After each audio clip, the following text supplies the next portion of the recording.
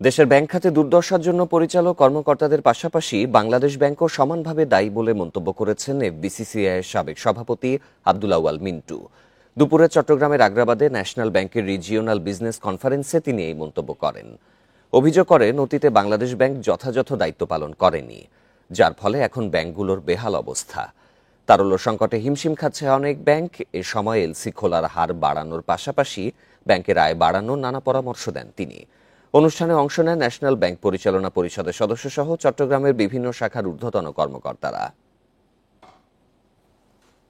আজকে ব্যাংকের যে দুর্দশা, শুধু ন্যাশনাল ব্যাংক না, আরো ব্যাংকের কথা বলতেছি, এই দুর্দশার জন্য যত না আমাদের ডাইরেক্টররা দায়ী, যত না ম্যানেজাররা দায়ী, সবাই কিন্তু দায়ী। কেউ কিন্তু যে দায়ী না তা না, বাংলাদেশ ব্যাংক অতটুকুই দায়ী।